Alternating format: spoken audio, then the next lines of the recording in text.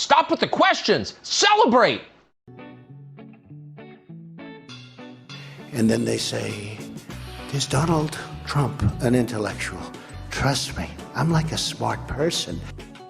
Yosemite's one of the wettest we've ever seen from the standpoint of water. Mike Lindell's a conspiracy. But you haven't. Person, woman, man, camera, TV. They said nobody gets it in order. It's actually not that easy, but for me it was easy. Amazing. He can't sit down. He's got a burning in his butthole. He's got a fire. He's got a flame coming out of his butthole. Big, massive dumps. Oh, I have a term for that. I call it corporate communism. Somebody sent me a thing this morning where they're talking about putting the vaccine into salad dressing. You see, this is a simple meme that you would find on the internet, but this meme is very real. You ain't seen nothing yet until you see the flaming butthole. Putting us on our knees to China. Now witness the firepower of this fully armed and operational battle station. Nancy Pelosi's gazpacho police. Peachtree dish.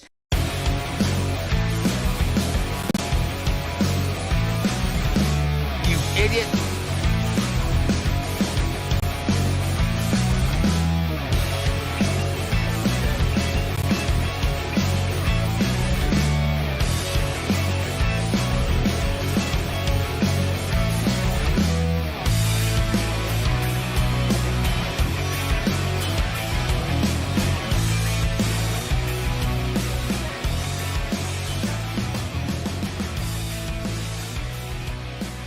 Nation,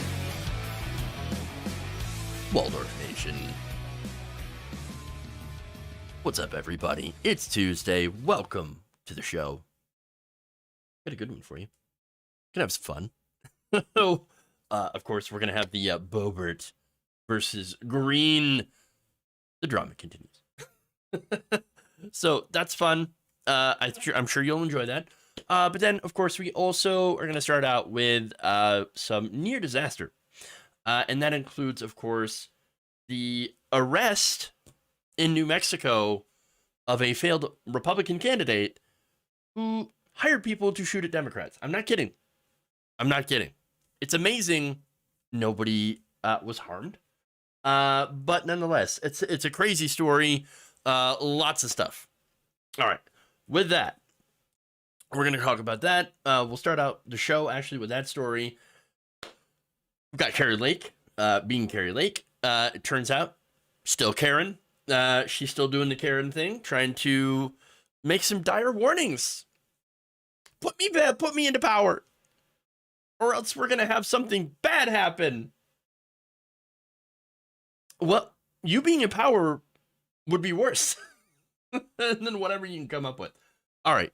That said, we've got that. We got Marjorie, Greene, Lauren Boebert almost throwing down. We got Trump turning on evangelicals. Well, then again, who turned on who first? Interesting question. Look, I'm going to go into why Trump is not doing well with evangelicals. It turns out he was too successful. Bizarre. And then finally, Kansas Republicans are helping pedophiles and groomers. Not kidding. So we're going to get to that story, and that's disastrous. Okay. So with that, please like and share the stream. Very important that you do so. Let's do it. Start with MAGA King, which apparently isn't Trump. It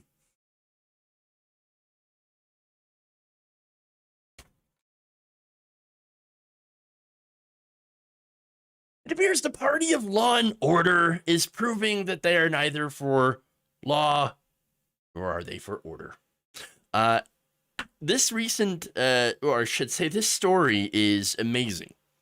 So you have a failed Republican candidate for the New Mexico state legislature that was arrested on Monday in connection with a recent string of shootings that were political in nature.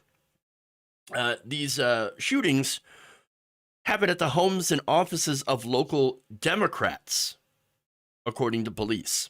So now, according to a report in NBC News, Solomon Pena, 39, is accused of conspiring with 4 other men, whom he allegedly paid to shoot at the homes of 2 county commissioners and 2 state legislators, according to Albuquerque Police Chief Harold Medina. Wow. Now, they were found after ballistics evidence from one of the shootings led investigators to link him to the case. Pena was taken into custody by a SWAT team in Albuquerque following a brief standoff. Party of law and order, folks. Oh, look at that. Medina said, quote, "It is believed that Pena is the mastermind behind this." You know, I always hate the term mastermind when it comes to doing something incredibly stupid and or dangerous. He allegedly paid people to shoot at his political opponents because he believed that they helped his opponents steal the election for him. Or, I'm sorry, for his opponent. What? Not smart. These are not intelligent people that we are dealing with, okay? You idiot. They're just stupid. Full of stupid people. And of course, it's the conspiracy theories around the election, you know, voter fraud. We got voter fraud everywhere. Voter fraud. We got voter fraud here. We got voter fraud there. Voter fraud is any time, basically, that I do not win an election as a Republican. That's when voter fraud always seems to happen. Always seems to be alleged. Weird. Or maybe, you know, you suck at campaigning. Maybe you suck at running elections. Or maybe you just suck. No. That can't be it. Has to be a conspiracy. Now, let me give you the details of what happened, okay? So on December 4th, 8 rounds were fired at the southeast Albuquerque home of Bernalillo?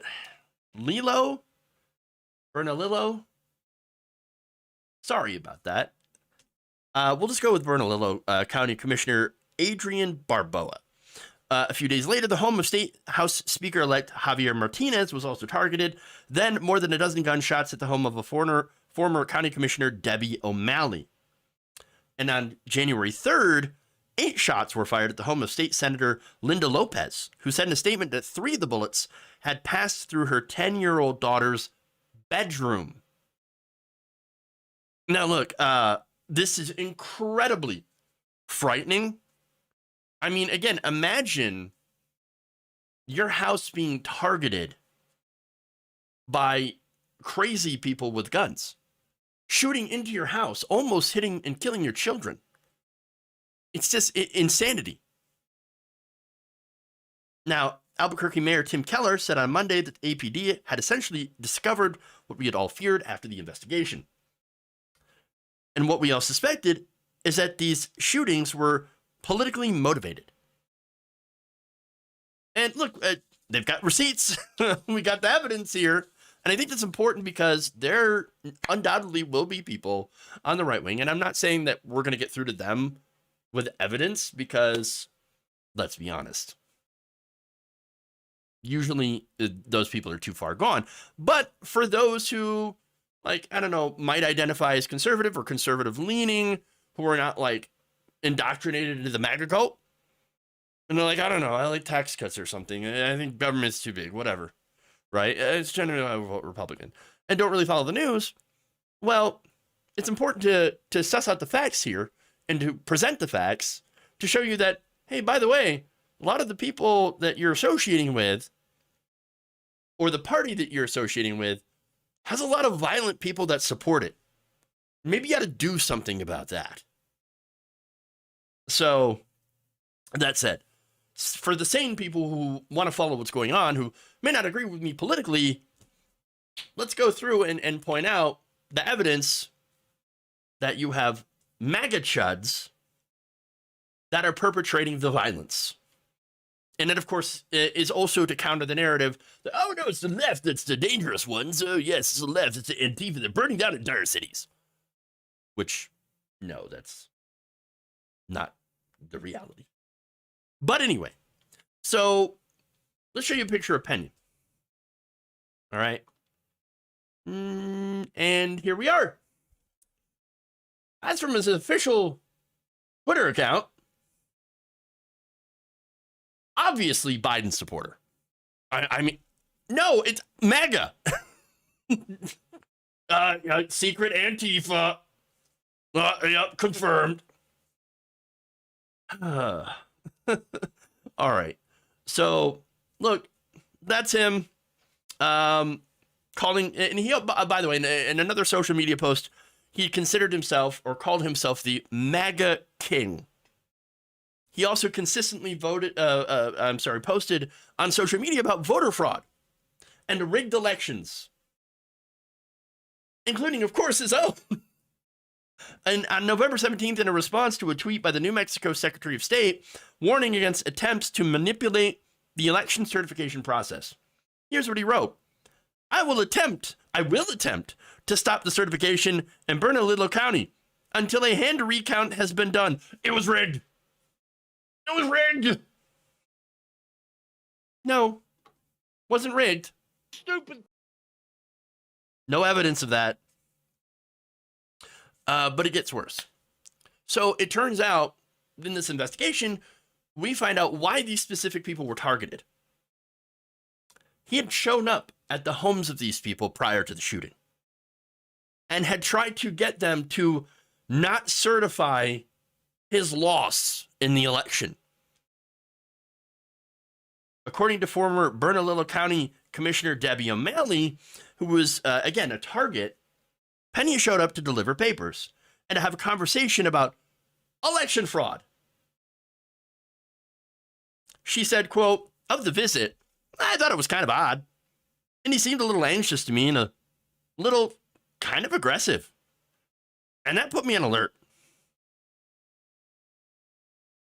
Now, she then, of course, afterwards forgot about this, the little interaction until her home had been shot at. County Commissioner Adrian Barboa said of Pena that, quote, when he was talking to her about the alleged election fraud, he was all just sort of all over the place. The things he was putting together weren't quite connecting or fitting. One of his arguments, by the way, how he knows that there was election fraud. I knocked on a bunch of doors.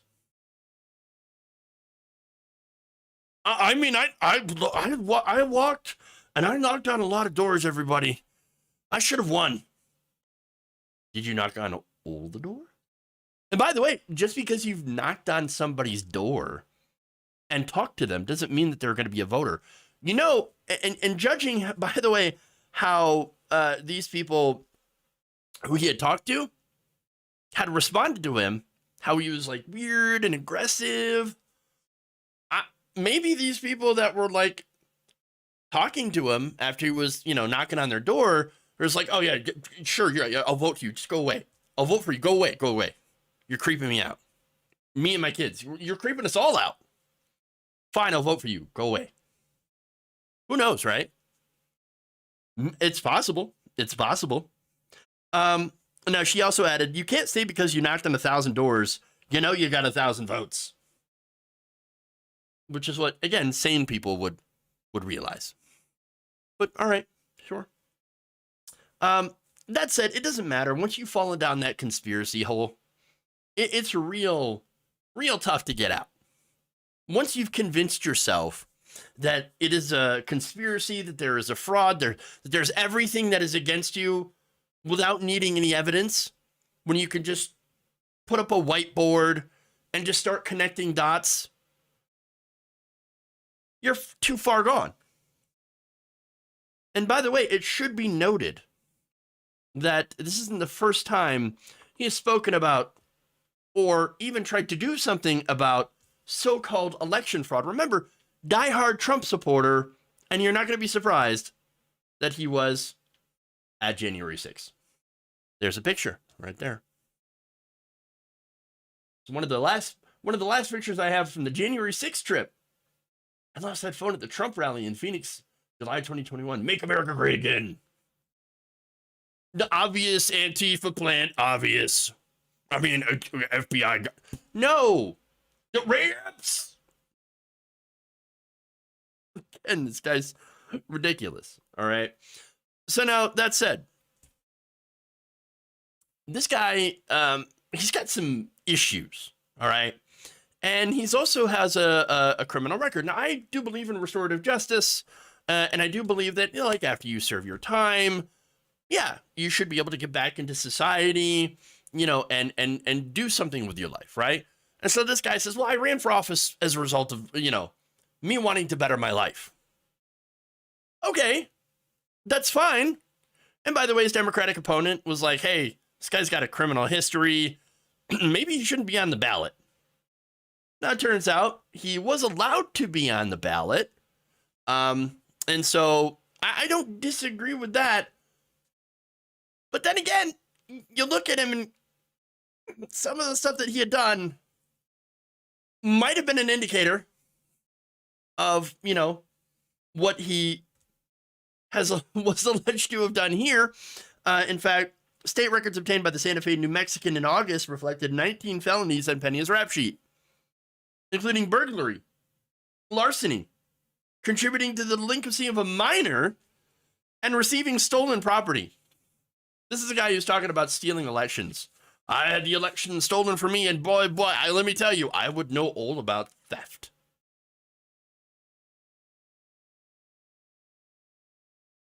Reached for comment by the New Mexican, Pena initially invoked his Fifth Amendment privileges against self-incrimination, before later telling the reporter that he believed only certain kinds of criminals, like a quote-unquote child rapist, would cause voters to balk at the ballot box. Oh, okay. Only certain kinds of criminals. Well, to be fair, a lot of Republican voters vote for criminals. Again, you've had alleged criminals and alleged sexual abusers in office. Donald Trump is one of the bigger examples. You also had, of course, Matt Gaetz, who was alleged to have, done human trafficking of a teen girl. Jim Jordan, who covered up sexual abuse at Ohio State. You had Roy Moore, who ran as a Republican, who, really enjoyed going after teen girls at the mall, et cetera, et cetera, et cetera. Okay? There are MAGA chuds that don't care if you're a criminal.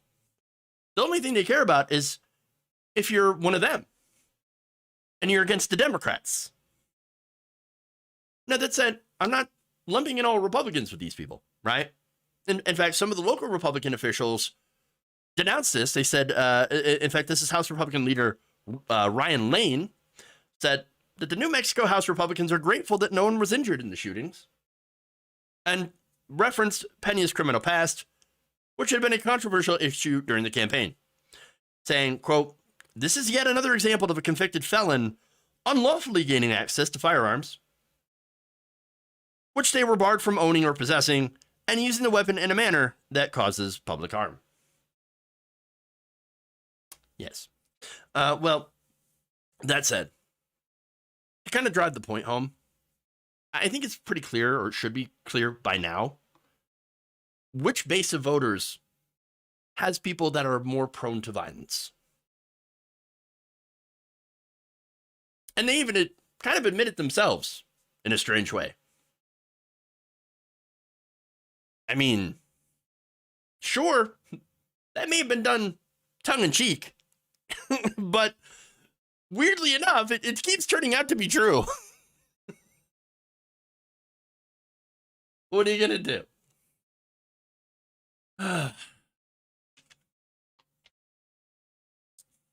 All right. Moving on. Let's go to Kari Lake.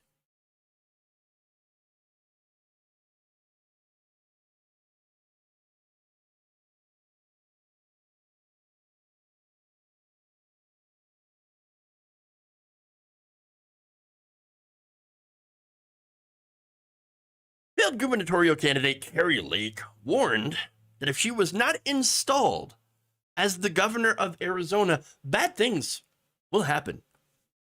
Take a look. We just need a judge to wake up and realize what's on the line here. And if we do not restore honest elections now, our country will turn into a Venezuela. We have Venezuela-style elections, and this is how you destroy a country. I see. Yeah. In Venezuela. Of course. This is how we destroy a country.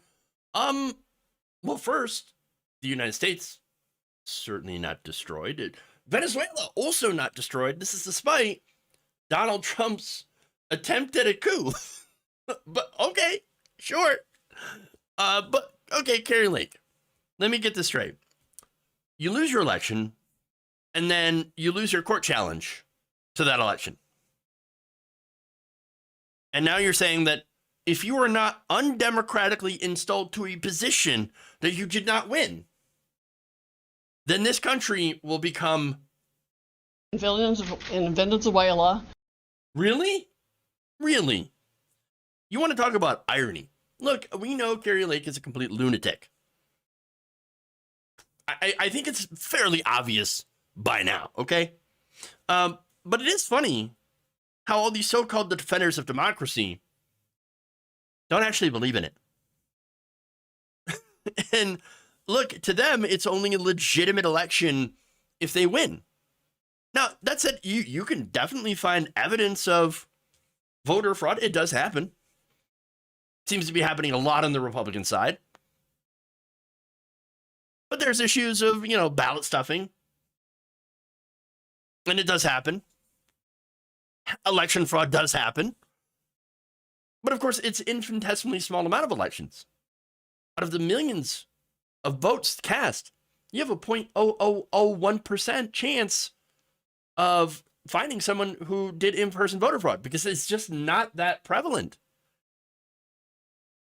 Hell, people barely show up to vote. Much less take the time to do a felony. But all right, that said, it's projection, okay? For the people who like Kari Lake, they would love it if they lived in a system where they didn't need the voters to win. If somebody just handed them power. Or, I guess, alternatively, if they could just take every vote against them and just throw it out immediately. Gone. Well, that's authoritarianism. And yes, a scary, large chunk of Republicans think authoritarianism, let's try that. Sounds good, but only if it's right-wing. Only if it's right-wing authoritarianism, though, obviously. And let me give you the proof of that. Last year, there was a survey of 1,000 American voters conducted online and by phone between Christmas and New Year's by political scientist David B. Hill of Hill Research Consultants.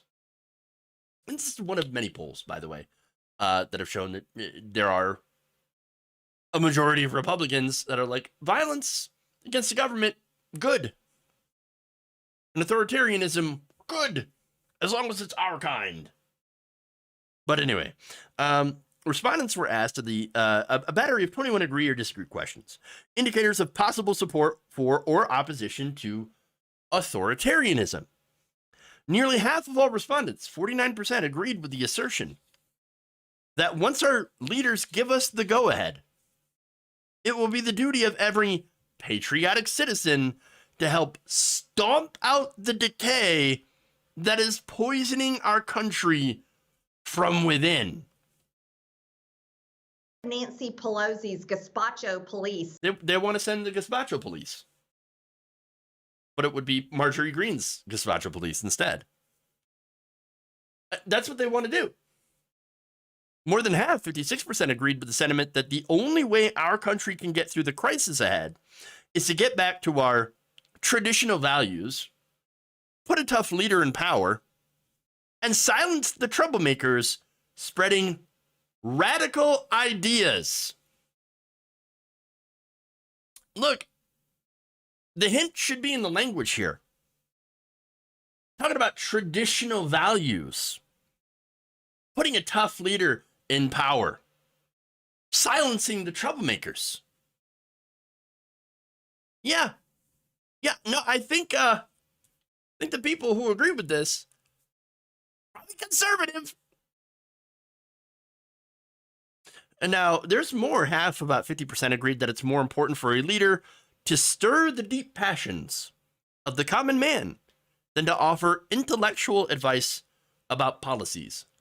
I think that is a little bit more general because, unfortunately, policy is not something that we do a lot in this country. We don't really have conversations about policy. It is more about passions.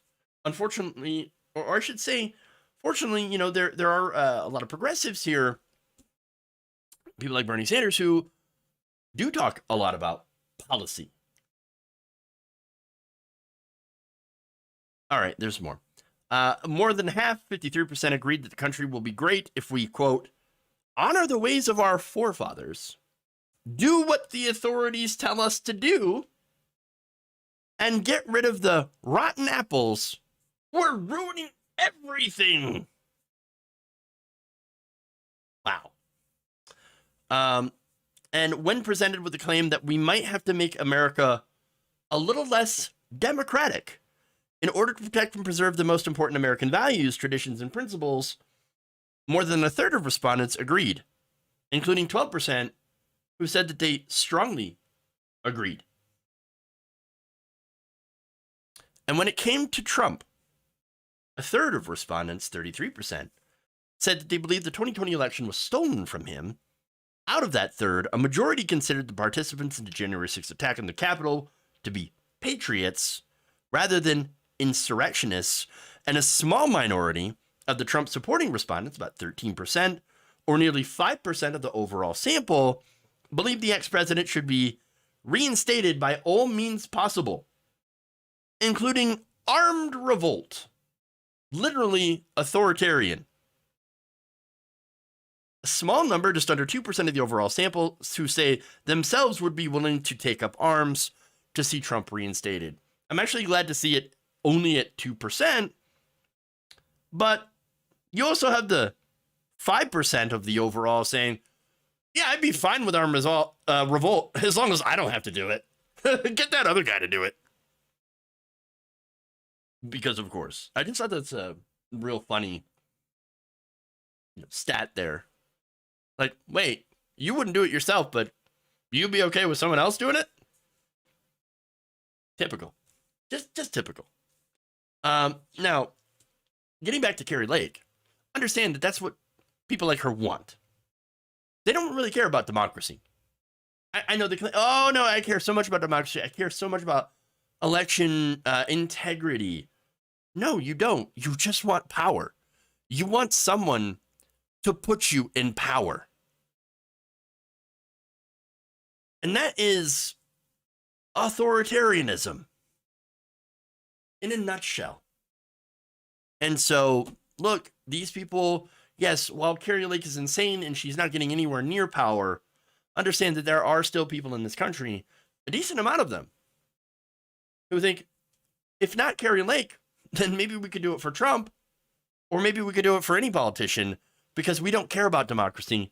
What we care about is just getting our way in whatever way we can. Okay. Moving on. Go to Boebert versus Greene.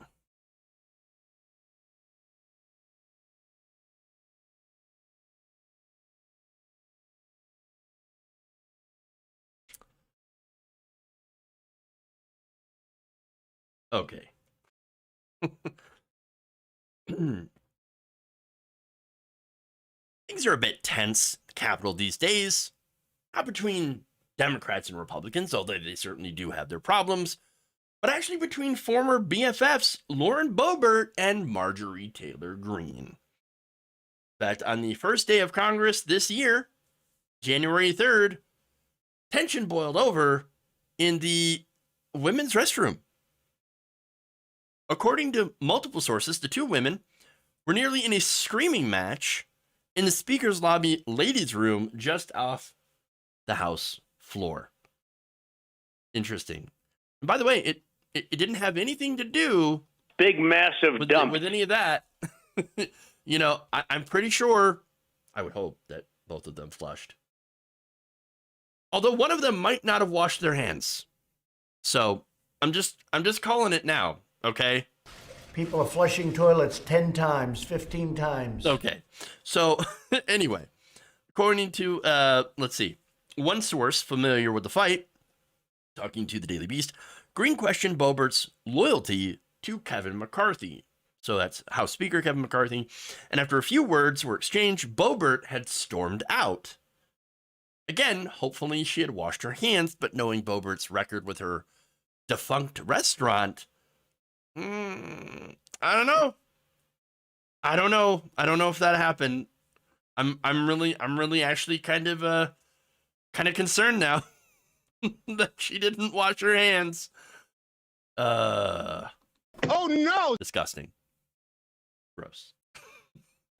Okay, but anyway, look, according to another source familiar, while in the bathroom, Greene had asked Boebert, hey, you're okay with taking millions of dollars from McCarthy, but you refused to vote for him for Speaker, Lauren.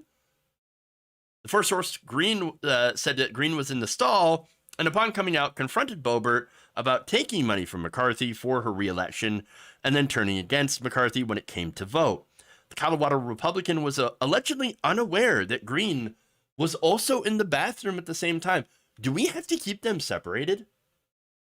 Is that what we have to do now? To make sure that they don't go to the same place at the same time anymore? This has become high school. That's what it is. Wow. I know.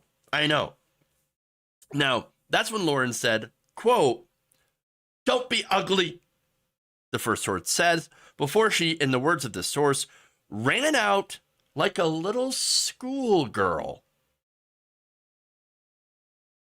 Bitch, move it along.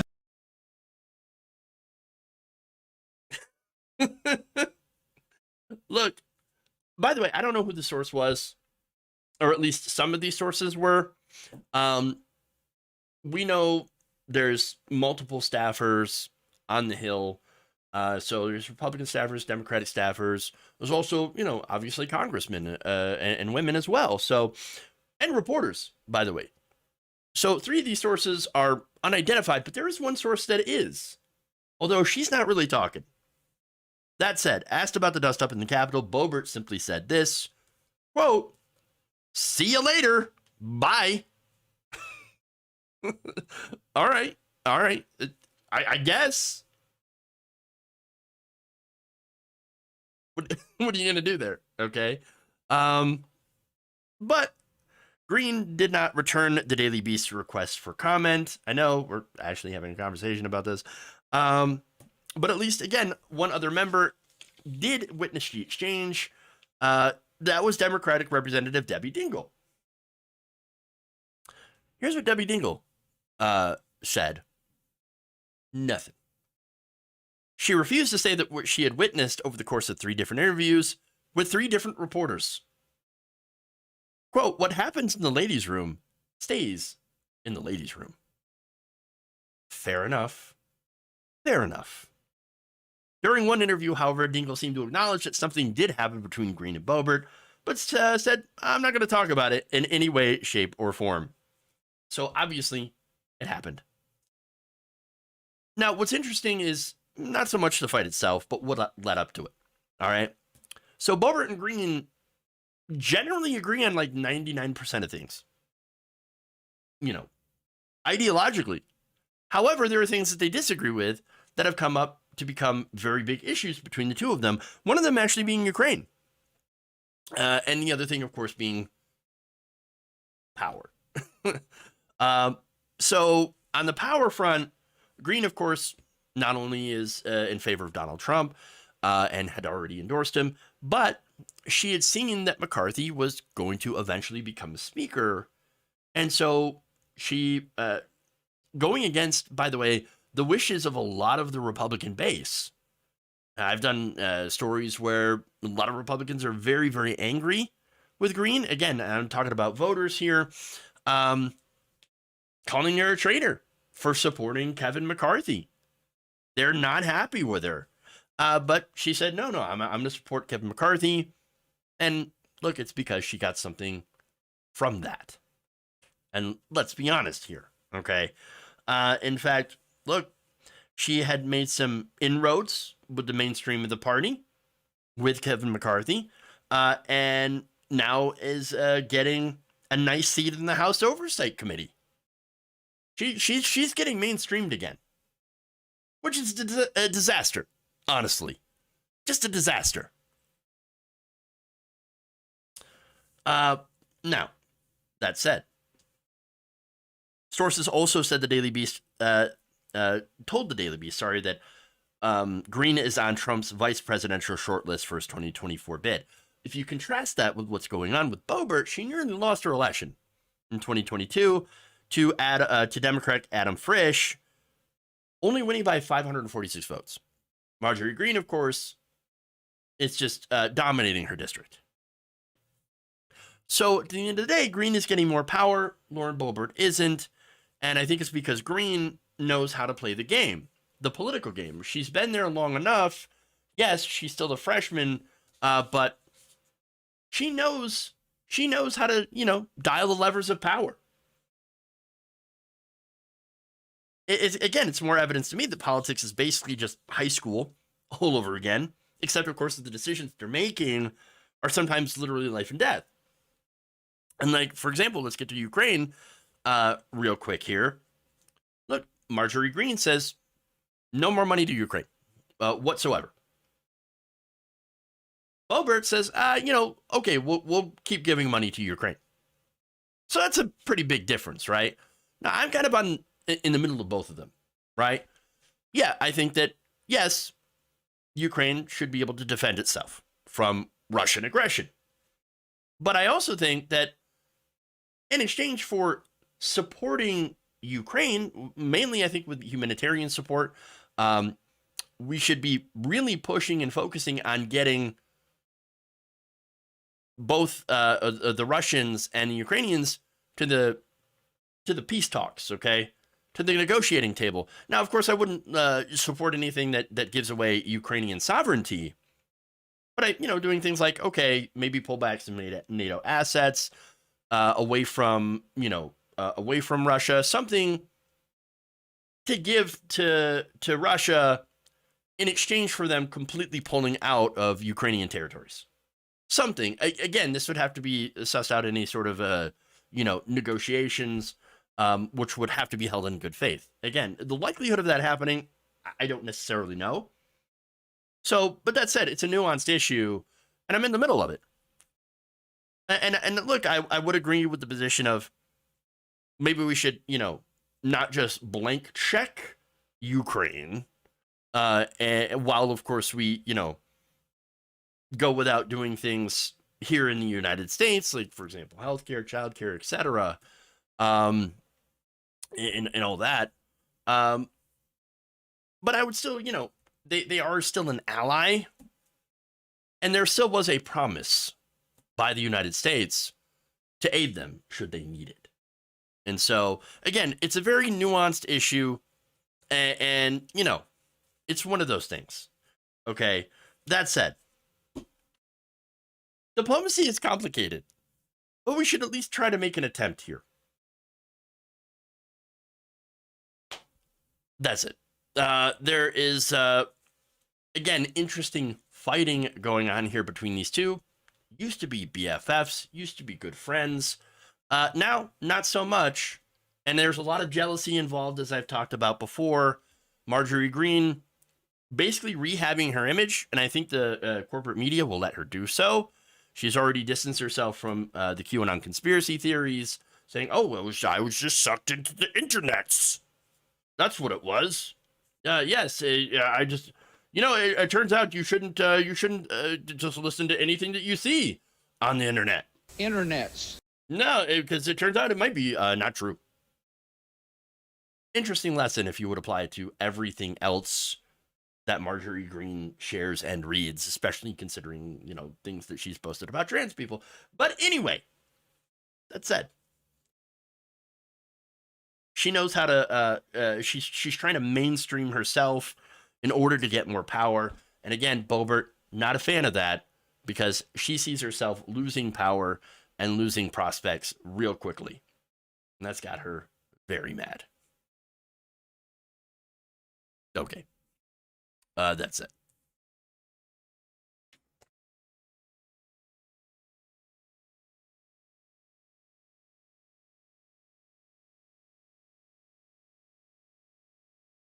Let's go to Trump.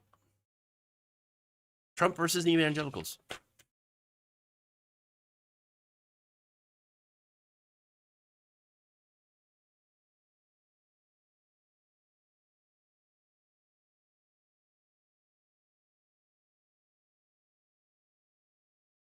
Former President Donald Trump is lashing out at evangelical leaders for being disloyal. Take a look. At least as it stands now, some of these prominent evangelical leaders who backed you last time, they're not yet willing to commit, like Robert Jeffress is not, some others. It seems like many of them are waiting to see how the field takes shape before backing anyone. What is your message to them? Well, I don't really care. Look, that's a sign of disloyalty. There's great disloyalty in the world of politics, and that's a sign of disloyalty because nobody, as you know, and you would know better than anybody because you do such a great job, nobody has ever done more for right to life than Donald Trump. I put 3 Supreme Court justices who all voted, and they got something that they've been fighting for 64 years or many, many years. Right. And nobody thought they could win it. You know, they won. Roe v. Wade, they won. They finally won. And they finally won. Funny enough, that was not my audio. I cannot blame that on leftist audio. Okay, that was Trump's phone or whatever he was on. But anyway, so look, what's interesting here is he's right. When it comes to the evangelical community, he gave them exactly what they wanted. Roe is no longer the law of the land. It's gone, and millions of people no longer have bodily autonomy in this country. And that's really scary. Now, that said, evangelicals, after they got their win, what did they do? Well, they decided not to turn out because they already got what they wanted. Oops. Sorry. Now, remember, a lot of these people, and I'm talking about the pro-lifers, they're one-issue voters. Now, the thing is that Republicans were never actually supposed to win on this issue. And I'm saying, like, not from a leftist perspective, but I think from a political Republican perspective, them winning on this issue is actually one of the worst things that could happen to them. Because that energy, those voters, they're not turning out anymore for them. It was supposed to be the long, you know, basically the holding the carrot out. Never letting them really have it, but just dangling out in front of their face so that they will turn up to the polls. And that was the whole plan here. Okay. Look, it was, I think back in the 60s, 70s, whatever, Republicans figured out that it turns out our voters really don't care to keep giving tax cuts for the rich. They're not going to turn out for that. They're not going to turn out for deregulation of corporations. They're not going to turn out to give more and more money to wealthy donors. But here's what they will turn out for. We're just going to claim to be pro-life. We're pro-life. We're just protecting the babies because it turns out the liberals, they're murdering the babies. Look at these babies. You don't want them to murder the babies. You got to turn out and vote. Save the babies. So you had this entire generation, and several generations actually, that were basically propagandized to turn out for Republicans because they think in order they had to in order to save the babies from getting chopped up and mutilated. And then dummy Donald Trump shows up and he's like, here's what I'm going to do. I'm going to appoint the most conservative Supreme Court justices, and they're going to overturn Roe. And that's exactly what they did. And those votes, gone. Gone. Congratulations. Now, again, repealing Roe, Republicans, a lot of Republican politicians knew this game. And so they'd come out and they say, oh, we're so pro-life. Vote for me. I will protect life. They get into power and they pass tax cuts for the rich and for corporations and deregulated industry, while, of course, also loosening gun laws. Super, super pro-life of them, by the way, and blocking attempts to get health care and to reduce the infant mortality rate. And so, that said, there were, true believers, of course, believers in not being pro-life, but in stripping women of, and of course, not just women, but, trans men, anybody with a uterus, of their bodily autonomy, their rights. Now, those people also got elected, by the way, and thanks to Trump putting the Supreme Court. And so they got rid of Roe. And yet, that is the one issue where voters got a lot of their wins. And so that said, it leads me to the next part of the interview here, where Donald Trump just can't seem to figure out, well, I gave them everything they wanted. Why did they not turn out? I was a little disappointed because I thought they could have fought much harder during the 22 election, because, they won, and a lot of them didn't fight or weren't really around to fight, and it did energize the Democrats. But a lot of the people that wanted and fought for years to get it, they sort of, I don't know, they weren't there protesting and doing what they could have done. Yeah, why weren't they protesting? What would they protest against? You gave them what they wanted. They got the win. They went home. I mean, it's simple, political, right? This is politics. Again, single issue voters. And so, look, the midterms is a good example of how this Donald Trump basically screwed himself in the Republican Party. Okay, these midterms, look, it favored, or I should say, it featured a lot of very extreme Republican candidates. Some of the ones who, claimed to be very pro-life during these midterms began to scrub their websites of any mention of being pro-life. And of course, you got the hypocrites like, for example, Herschel Walker, right? Herschel Walker, who paid for many, many, many abortions. This election is about the people. Was it? Was it about the people? I don't think so. And so, look, he got caught up in that hypocrisy. He ended up losing his election. You had Dr. Oz, who bizarrely said, "Oh yeah, I want politicians to get between you and your doctor when it comes to reproductive health care." Oh, that's the message you're going to go with. Look, these candidates got destroyed. Evangelicals stayed home, whereas Democrats, who first, who didn't believe that Republicans were actually going to do this, and I'm talking about, by the way, the politicians. Okay, so Democrat politicians, they knew the gimmick too. I think that's why they didn't codify Roe v. Wade when they had a chance to do so numerous times. They would never codify it. And so they're like, look, Republicans play this game.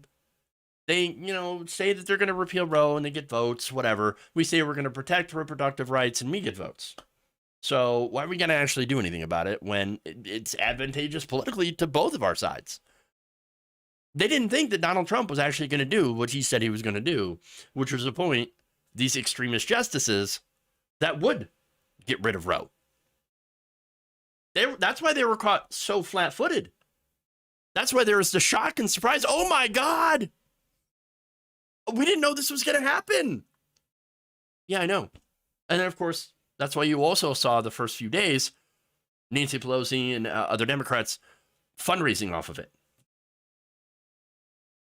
which was frustrating. So that said, their candidates did lose the midterms, the more extremist ones, the ones that were still running on or still had a record of saying very extreme things about, abortion and being massively anti-abortion, anti-choice, etc. And then also the other thing is these candidates Well, they were going along with the big lie. And so you didn't have turnout by Republicans, but you had massive turnout by Democrats. And so that's why you have a very narrow GOP House when it was supposed to be a red wave. That said, Trump, it is funny to watch him go after evangelical voters. Suddenly now. But here's the thing. Jeffress, speaking of Robert Jeffress, one of the big evangelical leaders that Trump had mentioned in the video, saying, well, I'd happily support Trump if he became the Republican Party's nominee. That means Jeffress, he's looking for somebody else. Somebody a little bit more palatable to them. And so I think Donald Trump, definitely does not understand. Well, he doesn't understand a lot of things, but he didn't understand why evangelicals flocked to him. It wasn't because he's a good and moral person, right? No, it's because, look, they said, well, he's going to do the things. He's going to give me the wins. He's going to give us the wins on abortion. And I don't care who he is as a person. And they'll justify it with some like, oh, God sends his messengers and sometimes the most imperfect vessels or some crap. But that's how they viewed him. And now if they don't have a reason to support Donald Trump, they won't. Now, if he becomes the nominee in 2024, then of course they'll line up behind him, as they always would. But until they have to make that choice, I don't think they're going to choose Donald Trump. And that is what pisses Trump off the most. I did these things for you.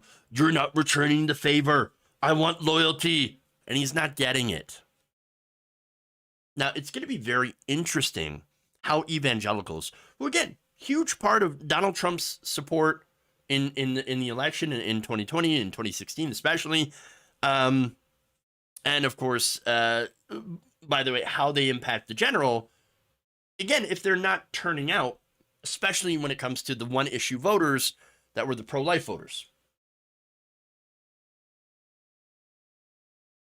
It's almost as if there's going to be that I'm like seeing a huge change here where you can no longer count on that support to show up.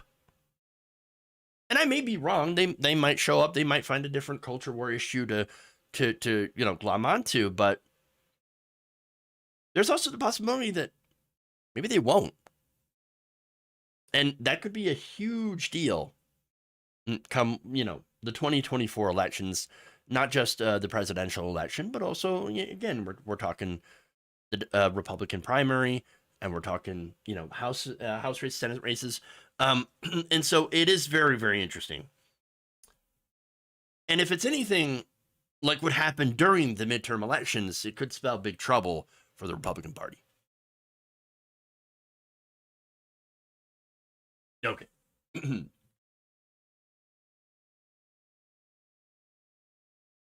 All right, let's talk about Republicans helping pedos.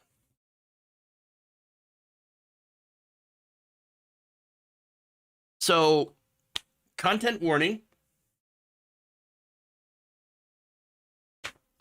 Just a warning here.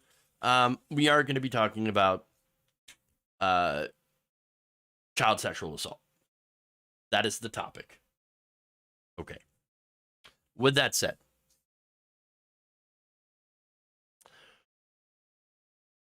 Republicans in Kansas are being challenged by survivors of childhood sexual abuse over a state law that protects pedophiles from criminal prosecution or civil lawsuits.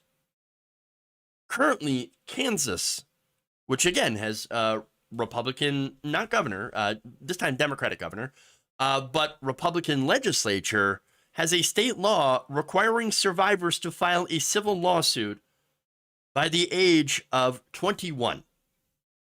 Now, there is proposed bipartisan legislation that, of course, the Democratic governor would sign if it passed that would remove the statute of limitations for both civil and criminal cases and open the door to retroactive litigation dating to 1984. However, there are Republicans that have different priorities. In fact, they've even refused to hold a hearing to allow the victims to share their stories and to even discuss putting this bill up for a vote. And of course, I'll tell you what their priorities actually are later on. But let me just note that it's insane that there is a law in Kansas that protects child predators. That's what's going on here. That state law, according to the Louisiana Illuminator, fell under renewed scrutiny last week when a Kansas Bureau of Investigation's report into abuse by the Catholic clergy was made public. The 4-year inquiry found 188 clergy members at 4 dioceses in Kansas were suspected of criminal acts dating all the way back to 1950. Hey, guess what? Right-wingers, if you're looking for the groomers, we found them. We found the groomers. They're right there. That said, where's the far right? Where's libs of TikTok? Oh, right. They're going after trans people. Of course. They're ignoring the actual grooming. Now, the Kansas Bureau of Investigations referred 30 cases involving 14 clergy members to district attorneys. However, no criminal charges were filed, again, because of this statute of limitations. In a news conference Thursday at the State House, Representative Bob Lewis, a Republican, this is one of the actually good ones. So there's bad Republicans in the story, and then there's actually a good one. Bizarre, I know, right? But Bob Lewis, apparently being, on this issue at least, is the good one. And he's an attorney who has worked with sexual abuse survivors. And he emphasized the problem isn't contained just to the Catholic Church, and said that childhood sexual abuse happens in every institution where there are children. And again, that's true. And he says, look, the state has not been taking this as seriously as it should. And hopefully that is beginning to change. Well, Lewis, it should change with your own party. Again, they seem to be the only ones right now that are not discussing this bill, that are not trying to take this up. And there are reasons for that. That said, I want to get to the victims here who have spoken out. Now, Kansas Reflector does not identify survivors of abuse without consent. And so that's very important to note that the victims gave their consent for their names and stories to be used. So here I will name them. Kim Bergman, Tess Ramirez, Lisa Patterson Kinsey, and Joe Charest. They all shared their stories at a recent news conference. Now, Bergman, basically, to summarize her story, she was abused by a former coach named David Byrd back when she was 12. Now, all these cases, by the way, are past the statute of limitations, and that's why they're speaking out to try to get that changed. A decade later, the same coach abused Ramirez sexually. Byrd pleaded guilty back in 2009 to indecent liberties with a child, but only received a 30-month sentence. Charest was abused by her grandfather, eventually even confiding in her priest. You know what the priest said? Go pray about it. That's it. Go pray about it. You know why that was? Turns out her grandfather happened to have been president of the Altar Guild and a significant financial contributor to the church. Ah, I see. Of course. Disgusting. Patterson Kinsey was abused by her own father. So, as a result of this abuse, all of them obviously scared, hurt, confused, angry, and a lot of them did not come up with their stories until much, much later in their lives. And by then, of course, the statute of limitations in Kansas had kicked in, already passed. And so with the law the way that it is right now, none of these people will be held accountable for their actions, for this abuse. And yet Senate Republicans did not give a hearing to a similar bill that was introduced last year, and so far have not given a hearing to this one. That's despite pleading from Bergman and the other victims that have come out publicly. I thought the Republicans, I thought you were all about fighting against groomers and pedophiles. Well, there are groomers and pedophiles right there. You could do something about it. You have Democrats that are wanting to work with you in order to pass this bill. You have a Democratic governor that is interested in passing this bill. Why will you not hear them out? Why are you in the way? Why are you protecting the pedophiles? Why are you protecting the groomers? Republicans? Why? Now, again, some like Lewis, the Republican House member, are helping to pass this bill. But where's the rest of the Kansas Republican Party? Now, you're not going to be surprised what they're actually doing. They're proposing bills to stop gender-affirming healthcare. Of course. In fact, Senators Mike Thompson and Mark Steffen are trying to criminalize hormone replacement therapy, HRT, and gender reassignment surgery for transgender youth. By the way, those two things are not the same. Gender reassignment surgery does not happen for minors. Now, the way that they set up this bill is that they've actually they're trying to ban it for people under 21. Now, you become an adult when you're 18, legally under the law, right? You should be able to do it when you're 18. No, apparently not. They say no, 21. 21. Okay.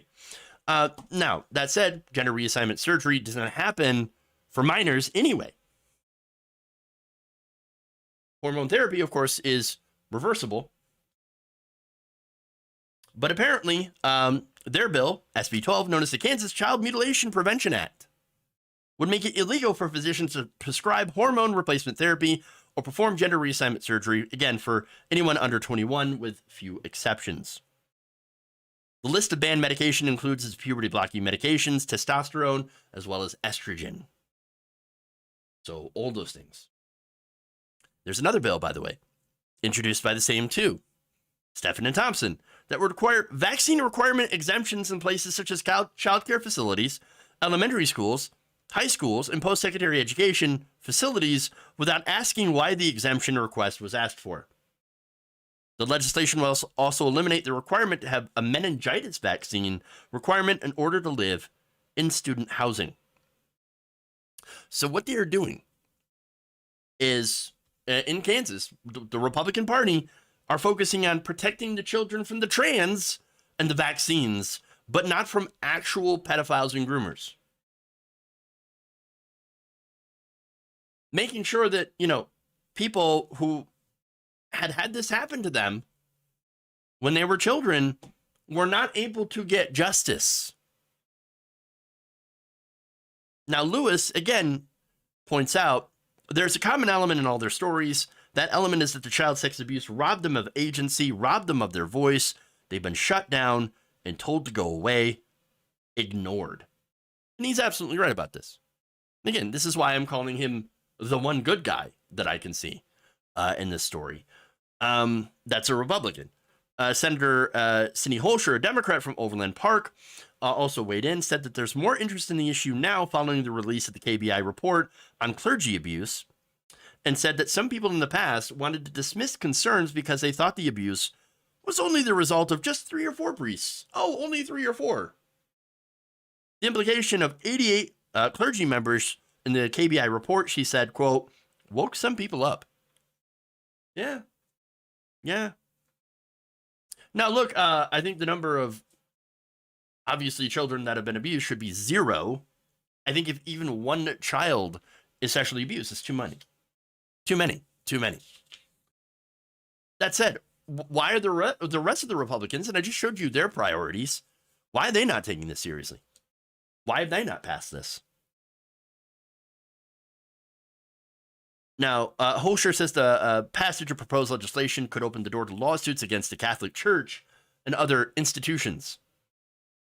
She said she doesn't anticipate the state would be flooded with cases, but acknowledged that there could be resistance from some to changing the law, saying, quote, the pushback could be the fact that when people bring civil cases, we're talking money.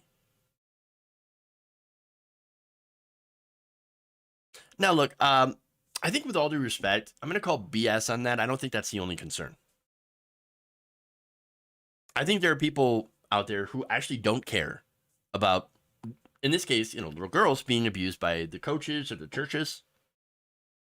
I also think that there are people out there who think things like, oh, yeah, but what was she wearing? Obviously, she was asking for it. Did she lead him on? Again, we're talking about children here, but yes, there are people who think that. Insane. And there are some who, by the way, just want to ignore it because it's the church. It's just the church. I mean, you know, I see no evil, hear no evil. I hear nothing. I don't believe it. Sweep it under the rug. And of course, there are the people who are bad faith, very bad faith, that would rather ignore what's going on in the church, in the Catholic Church, and focus all their energy on gay and trans people. Remember, these 4 cases, they didn't involve trans people. They were all straight white men targeting little girls. The vast majority of cases of child sexual abuse involve straight men and girls. That's not to say that, of course, that boys don't get abused as well. They do. And that is a huge problem, too. And by the way, some offenders, some abusers are straight women. We don't have a conversation about that either. What I'm trying to say is grooming and child sexual abuse is a real problem. It does exist. The vast majority, though, are not related to the LGBTQ community. They're not related to drag shows. They're not related to LGBTQ teachers. But when there's a certain section of, I guess, the political sphere, and I mean politicians, commentators, Twitter activists, hell, even the Twitter owner, decide to focus only on LGBTQ people who are not groomers. Well, when you focus on those people who are not doing anything wrong, you let the real predators, the real abusers, escape from justice. You're helping them. So, and this is not just a message to Kansas Republicans to get your goddamn head out of your ass and go after the real predators to actually protect children, but the Republican Party everywhere. People who claim to care about children, there's real issues here, real problems going on, real abuse, real pedophiles that are getting away with their abuse. And you are helping them by ignoring what they're doing and demonizing a group of people that have nothing to do with grooming or pedophilia at all. Get your head out of your ass and actually do what you say you're going to do, or, you know, or just be honest that you never cared about children at all.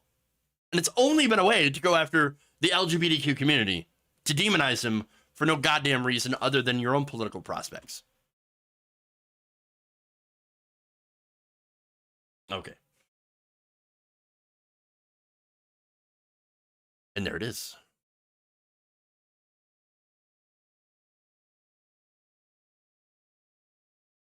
Okay. Anyway, before we go, that's the show. That's all the segments that we have today, massively over time. Let me read a super chat here. Ryan Nowicki says, Article 3, Section 2, Clause 2 of the Constitution can be used to change the jurisdiction of SCOTUS cases, could be used to stop dark money in elections. It's very interesting. I would like to see that. Absolutely. Interesting. All right, let's go to Twitch here. Nothing new on Twitch. Ravaging Wolverine says, you know what might fix this? Tax cuts. Now you're thinking like a Republican. Oh, God. Don't you ever do that. Don't you ever do that. I tell you, don't do it. Stupid. Okay. Anyway. Let's see. Yeah, that's really all I got. Thank you all. Again, I really appreciate you watching. Please like and share the stream. Very important that you do so. We'll be back tomorrow. Another great show. Same time, same place as usual. Hopefully we'll have some less depressing stories. But yes, that was a very just makes me furious, man. Kansas tried massive tax cuts and it was a disaster. The Brownback tax cuts. Yes, I remember that. It was so bad that I believe a court, the Kansas Supreme Court, had to roll it back because they had taken so much funding out of education that it was unconstitutional. Because again, that money's coming from somewhere, right? In order to give massive tax cuts to the rich, they defunded the schools, they defunded education. But we care so much about the children. Yeah, okay. Okay. All right, anyway. Gotta go. Thank you all. Love you. And remember, change begins with you. Good night, nation. See you back here tomorrow.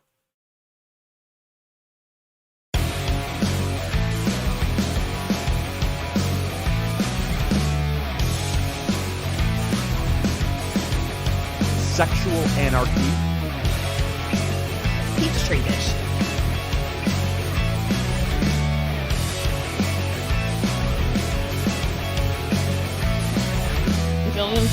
Venezuela.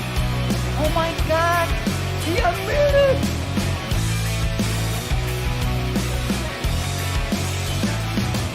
I'm not worth your McDonald's money.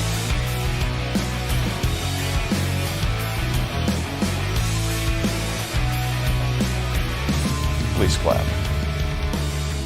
Get in a long tube with a bunch of demons. The wokers. They're kicking me out the door. They're kicking me out the door. Up yours, woke moralists. We'll see who cancels who.